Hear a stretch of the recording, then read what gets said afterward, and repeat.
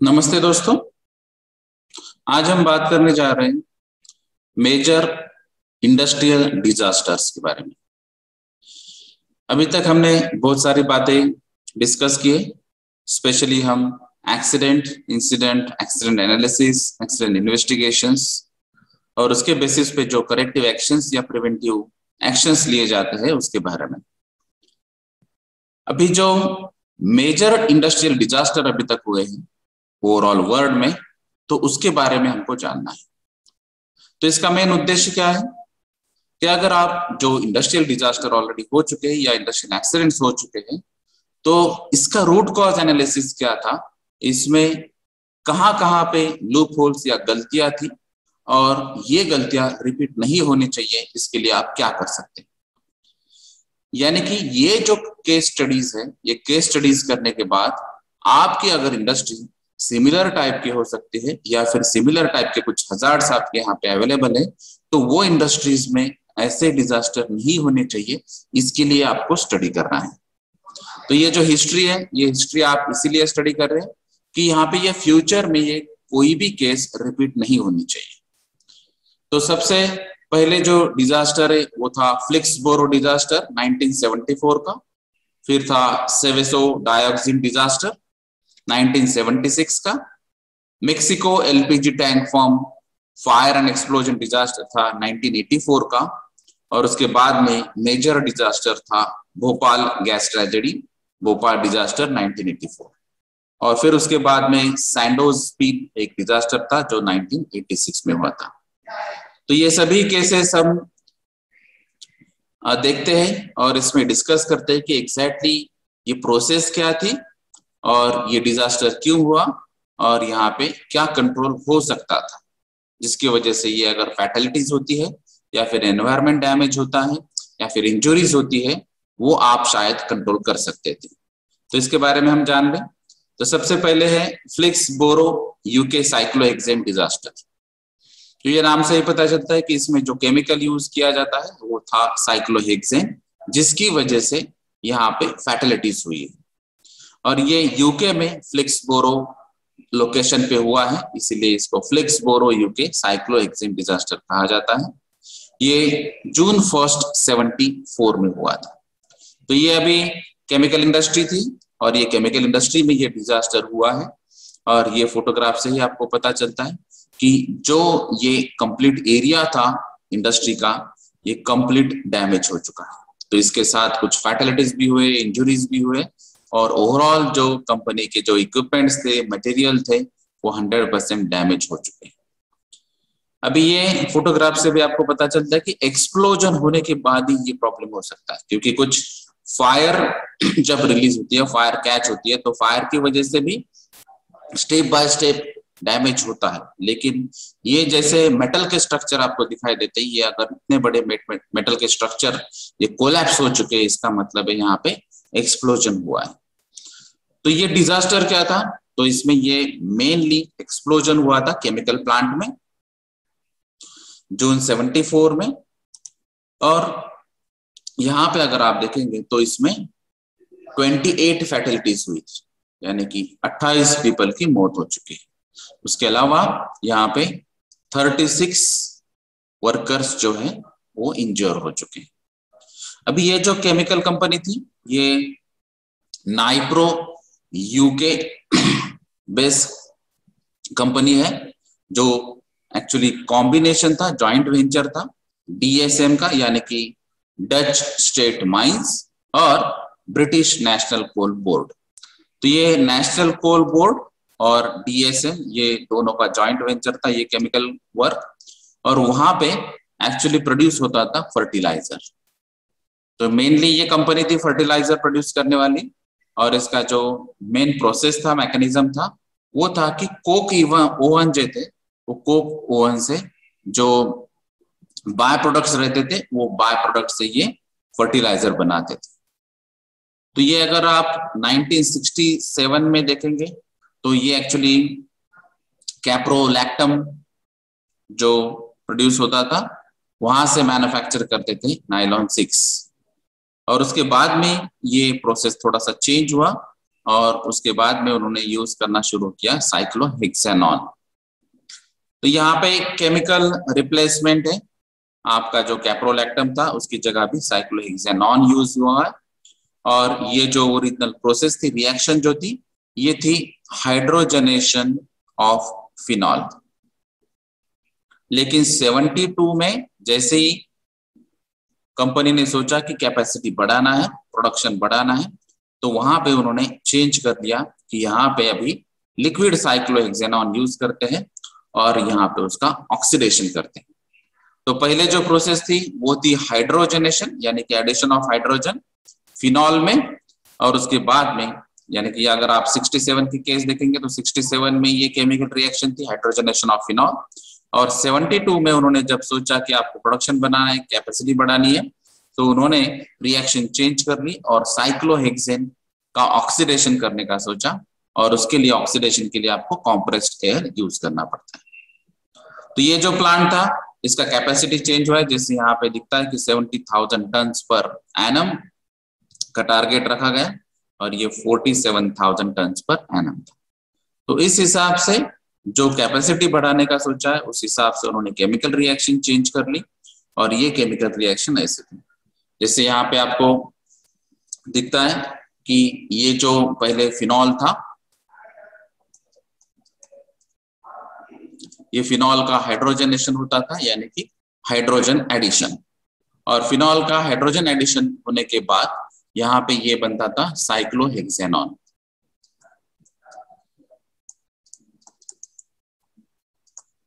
और ये साइक्लोहेक्सेनॉन बाद में यूज होता था, उसको कन्वर्ट किया जाता था और उसका फिर आप नायलॉन 6 में कन्वर्जन करते थे। लेकिन न्यू प्रोसेस में उन्होंने सोचा कि फिनॉल की जगह हम अभी साइक्लोहेक्सेन यूज करते हैं और वहां पे उसका ऑक्सीडेशन करते हैं। तो यहाँ पे पहले जो था हाइड्रोजन एडिशन इनटू फिनॉल, अभी यहाँ पे ये बन गया ऑक्सीजन एडिशन इनटू साइक्लोहेक्सेन, और फिर हम बनाते हैं साइक्लोहेक्सेनॉन। तो ये जो साइक्लोहेक्सेनॉन है ये NH2OH के साथ रिएक्ट होता था और उसके बाद में साइक्लोहेक्सेनोजाइम ये प्रोडक्ट तैयार होता था। तो यहाँ पे जो NH2OH ऐड होता है उसकी वजह से यहाँ पे आपको दिखाई देता है डिफरेंस, NOH ये यहाँ पे ऐड हो चुका है डबल बॉन्ड में। तो ये साइक्लोहेक्सेन का स्ट्रक्चर है। तो साइक्लोहेक्सेन में यहाँ पे ऑक्सीजन जब अटैच होता है तो वो बन जाता है साइक्लोहेक्सेनॉन, और यहाँ पे NOH जब अटैच होता है तो ये बन जाएगा साइक्लोहेक्सेनोजाइम।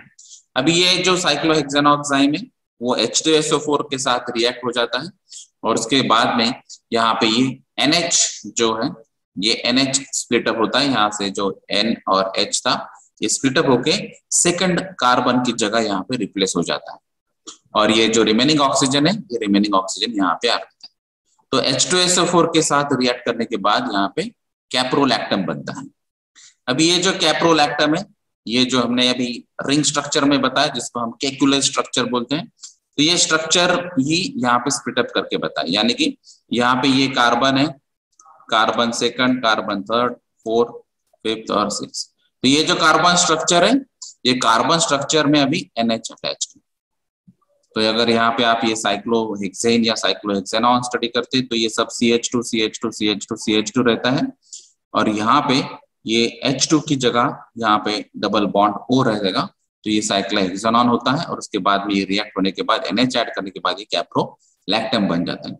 अभी कैप्रोलैक्टम को अगर हमने हीट दे दी, यानी कि पायरोलिसिस प्रोसेस है, तो पायरोलिसिस प्रोसेस के हिसाब से यहाँ पे आप कंटिन्यू हीट देंगे तो उसके बाद में इसका कन्वर्जन जो होगा वो नायलॉन 6 में हो जाएगा।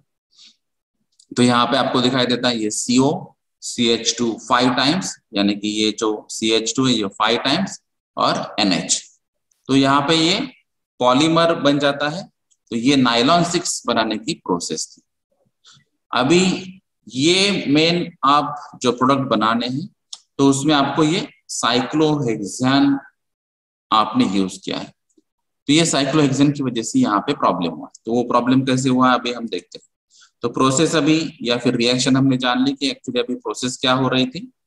तो फ्लिक्सबोरो रिएक्टर्स में यहाँ पे ये बात हुई, तो ये एक्चुअली ओरिजिनल फोटोग्राफ है तो यहाँ पे ये ऐसे टैंक है, जैसे अगर आप यहाँ पे देखते हैं तो ये टैंक की सीरीज है।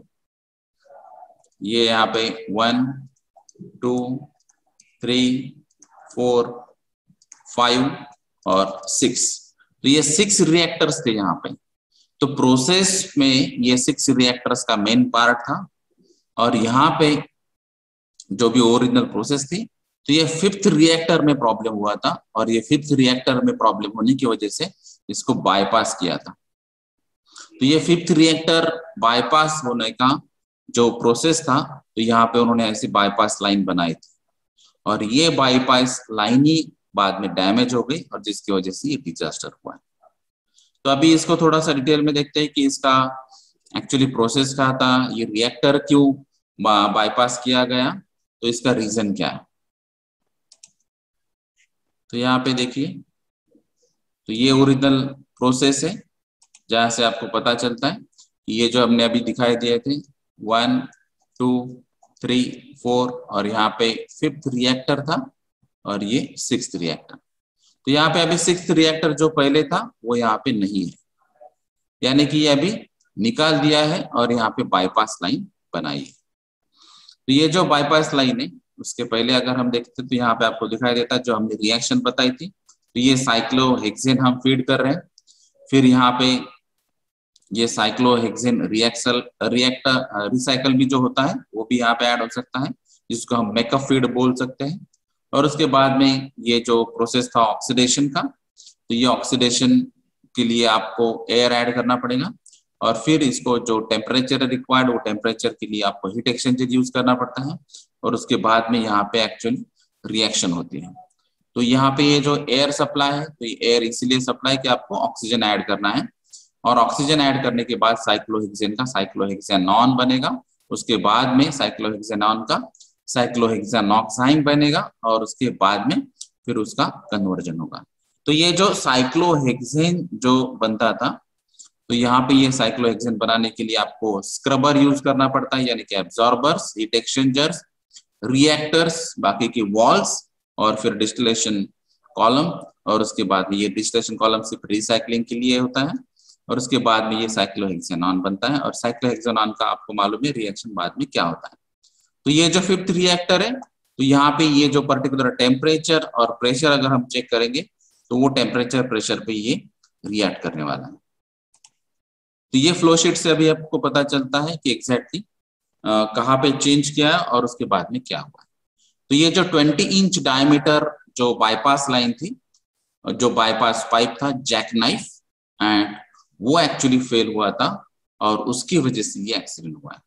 तो ये सबसे पहले इंपॉर्टेंट है कि ये जो पाइपलाइन थी, ये 20 इंच डायमीटर वाली पाइपलाइन थी, जो टेम्पररी बेसिस पे बाईपास लाइन बनाई। और यहाँ पे ये स्पेसिफिक पाइपलाइंस के साथ ये जैक नाइफ यूज किया था। ये इसलिए यूज किया कि क्योंकि अगर टेम्परेचर इंक्रीज होता है, तो टेम्परेचर इंक्रीज होने के बाद यहाँ पे मेटल या लिक्विड्स जो है, तो उसकी प्रॉपर्टी है कि वो एक्सपांड होते हैं।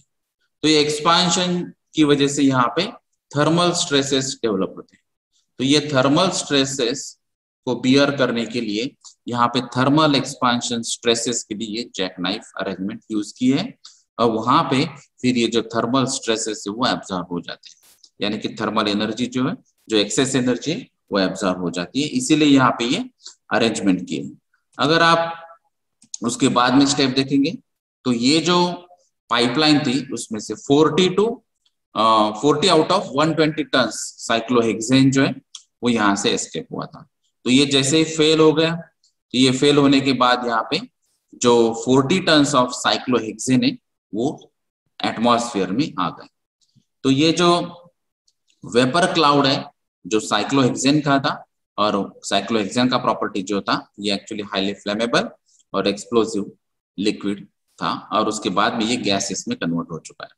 अभी ये विदिन 2 मिनट्स में ये सब हो चुका है, और वहां पे वेपर क्लाउड तैयार हुआ है, और उसको इग्निशन सोर्स मिलने के बाद यहाँ पे वेपर क्लाउड एक्सप्लोजन हुआ है। तो ये अगर वेपर क्लाउड एक्सप्लोजन आपको देखना है, तो ये equivalent to 35 ton of trinitrotoluene equivalent है।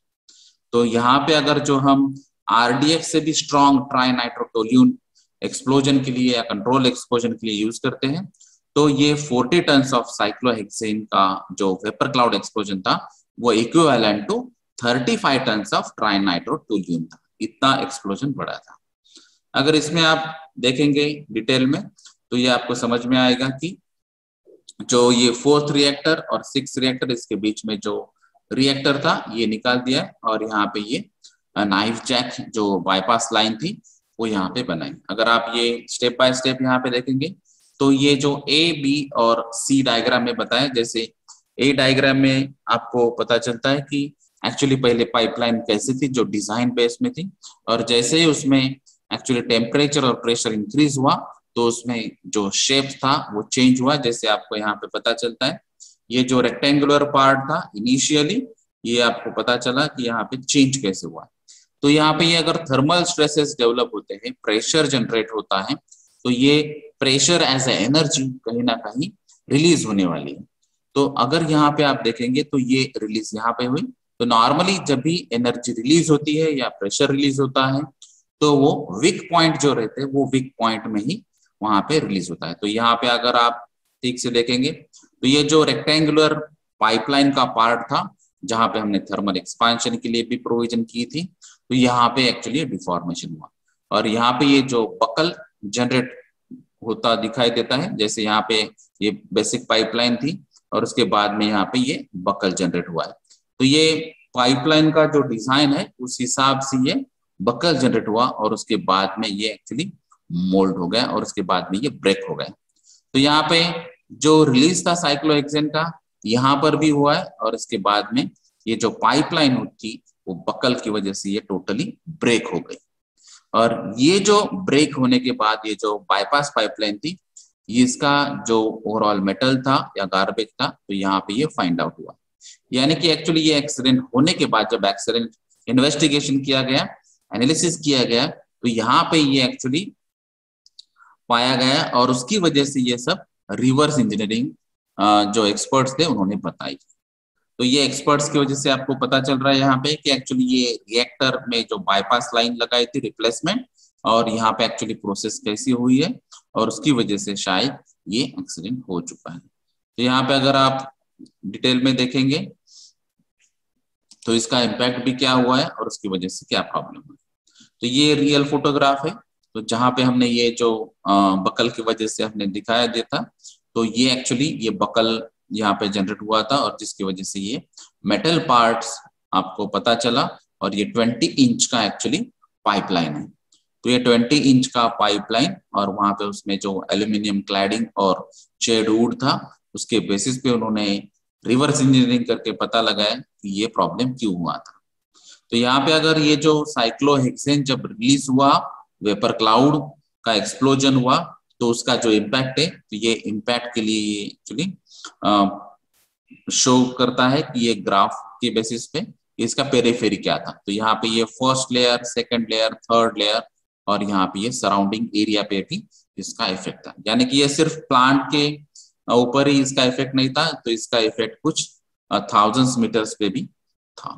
तो ये पेरिफेरी के लिए भी आपको ये स्टडी करना पड़ता है जब इमरजेंसी प्लानिंग में आप on site off site emergency planning check करते हैं और उसका इम्पैक्ट असेसमेंट करते हैं। तो ऐसे अगर चीजें होती है तो उसका इम्पैक्ट असेसमेंट सबसे पहले कर लेना चाहिए। अभी ये एक्चुअली सीक्वेंस क्या था, तो इसका जैसे ही साइक्लोहेक्सेन का वेपर क्लाउड एक्सप्लोजन हुआ उसके बाद में 28 पीपल की डेथ हो गई। 53 पीपल जो थे वो वाउंडेड थे या फिर कुछ उसको मेडिकल ट्रीटमेंट की जरूरत होती। उसमें से भी जो 38 पीपल थे उनको मेजर इंजरी हो चुकी थी। 1800 हाउसेस ऐसे थे जो डैमेज हो चुके थे और रूरल एरिया के बाहर भी जो फेंस लाइन थी प्लांट की उसके बाहर भी इसका इफेक्ट दिखाई दिया था। अभी अगर आप प्रॉपर्टी डैमेज डॉलर्स में देखेंगे तो ये $425 मिलियन में यूएस के हिसाब से ये डैमेज था। अभी ये इवेंट एक्चुअली हुआ क्यों था इसके बारे में हमको जानना है। जैसे हम अगर पहले देखेंगे तो 2 महीने पहले ही ये एक्चुअली जो रिएक्टर 5 था ये रिएक्टर 5 में लीक हुआ था। तो ये लीकेज जो हुआ था तो उसका उन्होंने फिर सॉल्यूशन निकालने की कोशिश की। तो फिर उसके बाद में उन्होंने चेक किया था कि यहाँ पे ये जो लीकेज था इसमें क्रैक था। तो यहाँ पे ये 6 फीट का लॉन्ग क्रैक वहां पे डेवलप हो चुका था। और ये क्रैक क्यों डेवलप हुआ था, ये क्रैक की वजह क्या थी, तो उन्होंने फिर डिटेल में देखा। तो वहां पे जो वाटर यूज किया जाता था, तो वो वाटर जो स्पेशली कूलिंग मैकेनिज्म के लिए या क्वेंचिंग मैकेनिज्म के लिए यूज होता था, जो स्पेशली जहां पे साइक्लोहेक्सेन भी पास होता था, तो वो वाटर में एक्चुअली नाइट्रोजन डेरिवेटिव्स का पार्ट था, यानी कि नाइट्रेट्स थे। तो ये जो कूलिंग वाटर था, ये कूलिंग वाटर में नाइट्रेट्स की वजह से यहाँ पे करोजन स्टार्ट हुआ था। और ये जो हम स्ट्रेस करोजन कहते हैं, तो ये स्ट्रेस करोजन की वजह से एक्चुअली यहाँ पे क्रैक डेवलप हुआ था, और जिसकी वजह से यहाँ पे लीकेज हुआ था।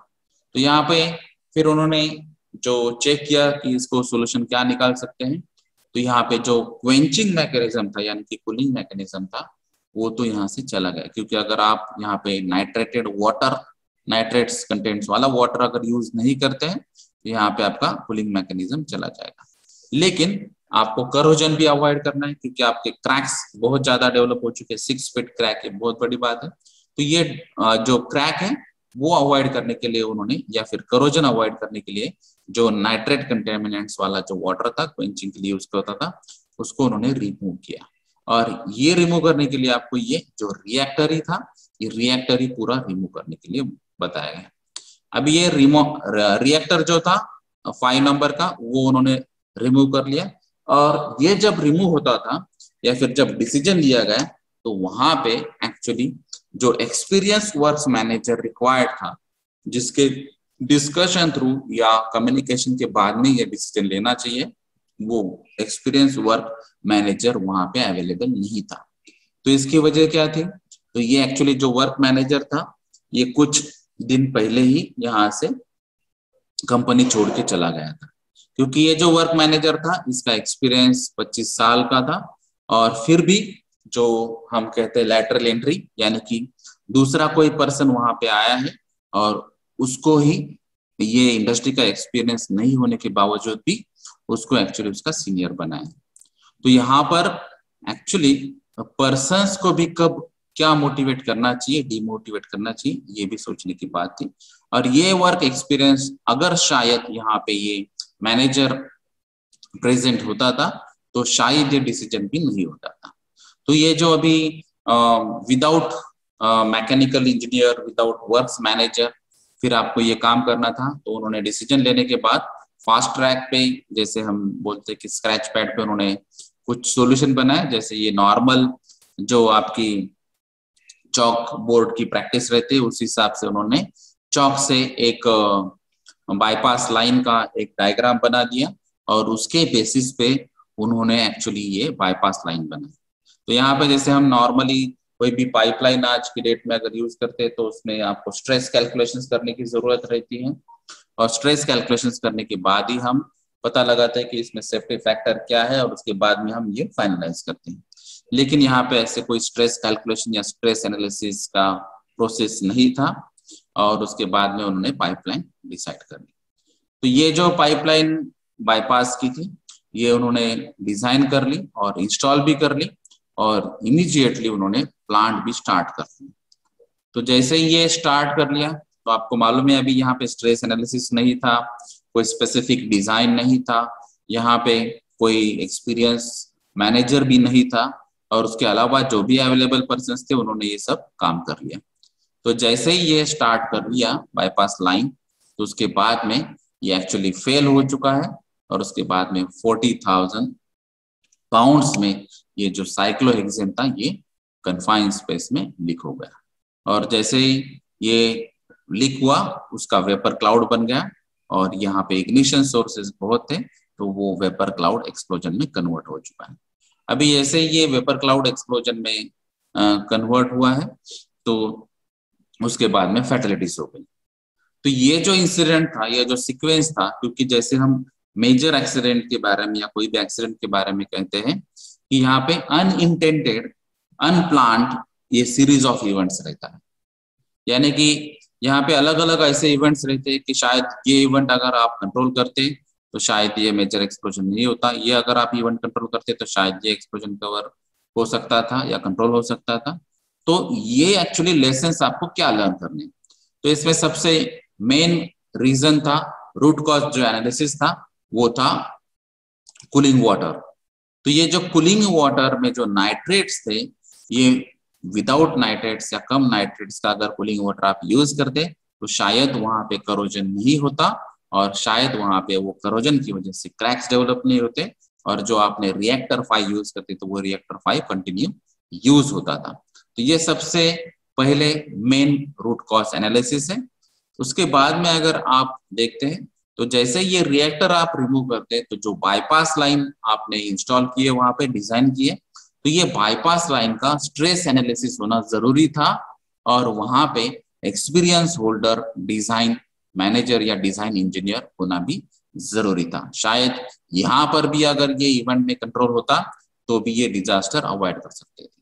थर्ड रीजन ये था कि जो मैन पावर चेंज का जो डिसीजन लिया गया, क्योंकि जैसे ही वो 25 इयर्स एक्सपीरियंस वाला जो पर्सन था, वर्क मैनेजर था, शायद अगर वो यहाँ पे कंटिन्यू रहता तो ये डिसीजन भी नहीं होता था, ये रिएक्टर भी रिमूव नहीं होता था, या फिर इनकेस अगर रिएक्टर भी रिमूव होता है तो ये जो बाईपास लाइन का स्ट्रेस एनालिसिस करके ही और जो स्पेसिफिक साइंटिफिक डिजाइन करने के बाद ही वो एक्चुअली इंस्टॉल करता था, और ये रिस्क नहीं लेता था। तो ये क्रिटिकल मैन पावर के जो चेंजेस है, ये डिसीजंस भी इंपॉर्टेंट था, ये थर्ड रीजन था यहाँ पे। उसके बाद में ये जो आप अगर देखते हैं तो जैसे नॉर्मली हम प्लांट स्टार्टअप के लिए जो कुछ चेकलिस्ट बनाते हैं और उसके बाद में ही एक्चुअली प्लांट स्टार्ट करते हैं, अगर ये आप ठीक से नहीं करते हैं तो उसकी वजह से भी ये प्रॉब्लम होता है। यानी कि आपने जैसे ही रिएक्टर रिमूव कर लिया, आपने डिजाइन कर लिया बाईपास लाइन और इंस्टॉल भी कर लिया, तो इंस्टॉल करने के बाद स्टार्ट करने के पहले या फिर इतना अमाउंट में साइक्लोहेक्सेन फील करने के पहले उसका प्रेशर, उसका टेम्परेचर, उसका रेजिस्टेंस, उसका रिजिडिटी, उसका स्ट्रेंथ, ये सब चीजें एक्चुअली चेक करनी चाहिए थी, जो हम गुड इंजीनियरिंग प्रैक्टिसेस में नॉर्मली करते हैं। तो ये भी यहाँ पे मिसिंग था। उसके बाद में जो इंडस्ट्री का लोकेशन था वो भी एक्चुअली पुअर लोकेशन था, यानी कि यहाँ पे साइटिंग एंड लेआउट का जो डिसीजन था वो भी गलत था। यानी कि जो साइट स्पेसिफिक जो आपने चॉइस करना चाहिए, फाइनलाइज करना चाहिए, अप्रूव करना चाहिए, वो साइट भी यहाँ से आपको लगता है कि ये गलत थी। और जो भी कंट्रोल रूम यहाँ पे रहने चाहिए, जैसे कि हमने बताया कि अगर आप कोई भी केमिकल इंडस्ट्रीज के बारे में सोचते हैं तो उसमें pressure, temperature, level, flow rate, ये मेजर पैरामीटर्स रहते हैं। और यूटिलिटीज सेक्शन के हिसाब से अगर आप देखेंगे तो उसमें electricity as a energy, compressed air, steam और वाटर, तो वाटर में भी कूलिंग वाटर हो सकता है या फिर चिलिंग वाटर हो सकता है, डीएम वाटर हो सकता है। तो इसमें जो भी यूटिलिटीज है उसको भी आपको फोकस करना चाहिए। तो ये जो कंट्रोलिंग पैरामीटर थे जो कंट्रोल रूम से होते थे, ये इसका भी कंस्ट्रक्शन पुअर था।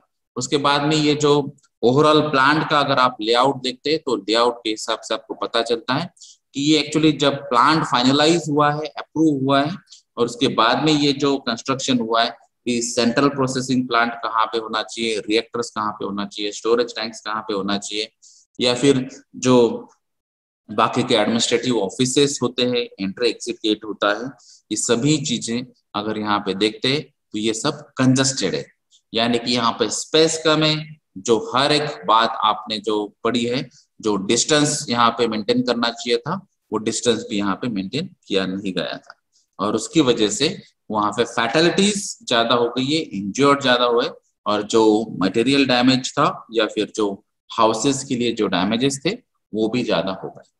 अभी ये जो हजार्डस इन्वेंटरीज हम जिसको कहते हैं, तो ये मिनिमाइज करना चाहिए था, क्योंकि हम यहाँ पे सिर्फ प्रोडक्शन कैपेसिटी बढ़ा रहे थे, उसका ओवरऑल प्लांट का कैपेसिटी बढ़ा रहे थे, लेकिन जो हजार्डस मटेरियल है उसका रिप्लेसमेंट या मिनिमम हजार्ड वाले जो मटेरियल्स है या फिर उसकी जो थ्रेशोल्ड क्वांटिटी है वो मिनिमाइज करने की यहाँ पे हमने कुछ भी नहीं सोचा था। तो ये अलग अलग पॉइंट्स है जो ये मेजर डिजास्टर में कवर हो चुके हैं। यहाँ पे ये जो प्रोसेस हजार्ड्स का अगर आप देखते हैं तो हमने ये भी पढ़ा था कि प्रोसेस कोई भी स्टार्ट करने के पहले अगर ये हजार्डस प्रोसेस कैटेगरी में आती है तो उसका रिव्यू करना जरूरी है, और रेगुलर बेसिस पे उसका इंस्पेक्शन, चेकिंग करना भी जरूरी है। तो जहाँ पे रिक्वायर्ड है वहां पे आपको टेस्टिंग करना भी जरूरी होता है। तो ये शायद रेगुलर इंटरवल के बेसिस पे ये प्रोसेस हजार्ड रिव्यू यहाँ पे नहीं हुआ है, नहीं तो ये जो साइक्लोहेक्सेन का डिजास्टर था वो शायद आप कंट्रोल कर सकते हैं।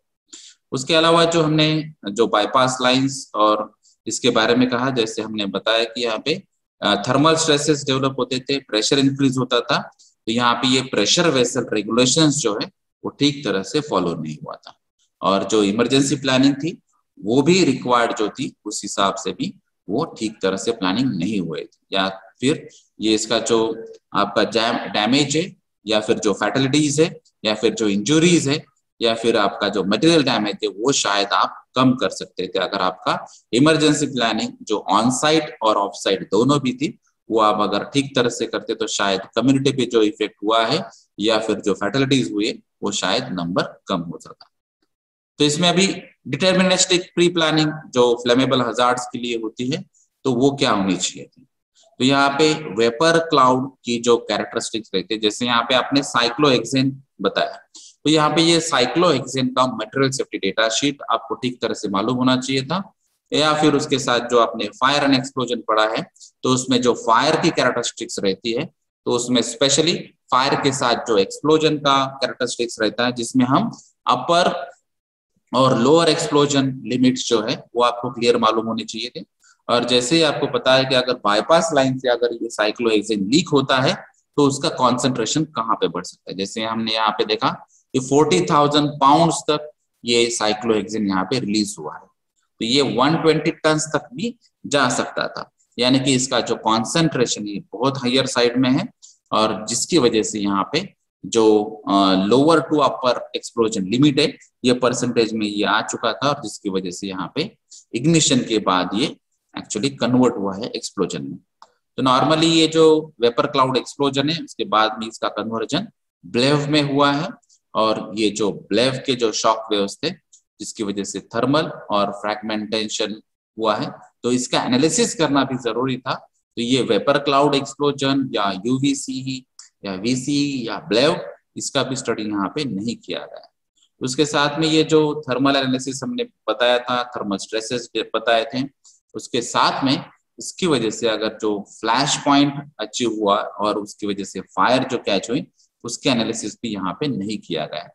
उसके बाद में ये जो हमने पहले ही कहा कि वेपर क्लाउड एक्सप्लोजन का एनालिसिस भी यहाँ पे नहीं हुआ है, और जो स्पेस सेपरेशन की बात कही थी हमने, जो डिस्टेंस मेंटेन करने की बात जो कही थी, ये डिस्टेंसेस जो है जिसको हम ISBL OSBL ग्रीन बेल्ट कहते हैं, यानी कि इनसाइड बैटरी लिमिट्स। ये इनसाइड बैटरी लिमिट्स का मतलब है प्लांट के अंदर जो भी आपने स्टोरेज टैंक्स रखे हैं, जो भी इक्विपमेंट्स रखे हैं, जो पाइपलाइंस हैं या फिर जो मशीनरीज आप यूज करते हैं उसके डिस्टेंसेस, ये जो इनसाइड बैटरी लिमिट्स है।